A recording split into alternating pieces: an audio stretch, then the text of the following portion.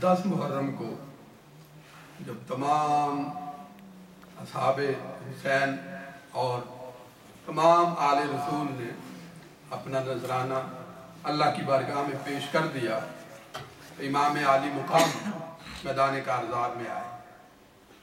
اس کی منظر کشی حفیظ جلندری نے کی ہے اور وہ فرماتے ہیں لباس ہے پھٹا ہوا غبار میں اٹا ہوا، لباس ہے پھٹا ہوا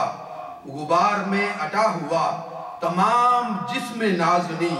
چدا ہوا کٹا ہوا، یہ کون ذی وقار ہے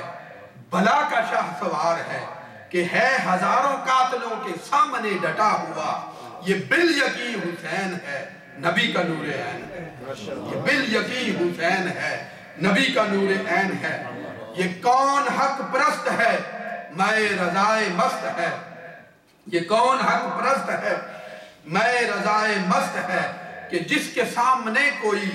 بلند ہے نہ پست ہے، ادھر ہزار گھات ہے مگر عجیب بات ہے کہ ایک سے ہزار کا بھی حوصلہ شکست ہے، کہ ایک سے بھی ہزار کا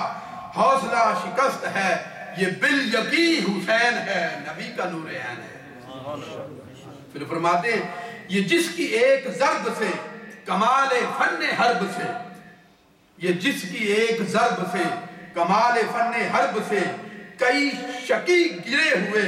تڑپ رہے ہیں کرب سے، غضب ہے تیغ دوسرا کہ ایک ایک وار پر اٹھی صدائے علما زبان شرق و غرب سے، یہ بال یقین حسین ہے نبی کا نور عین ہے. عبا بھی تار تار ہے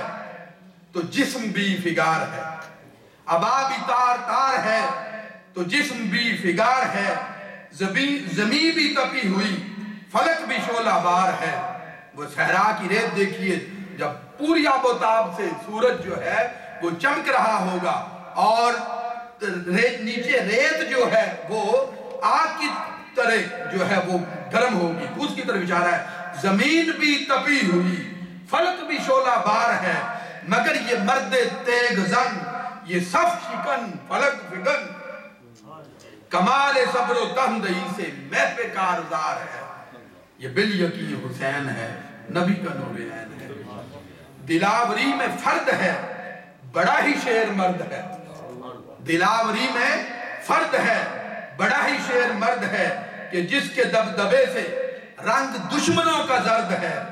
حبیب مصطفیٰ ہے یہ مجاہد خدا ہے یہ، حبیب مصطفیٰ ہے یہ مجاہد خدا ہے یہ، جبھی تو اس کے سامنے یہ فوج گرد گرد ہے، یہ بال یقین حسین ہے نبی کا نور عین ہے.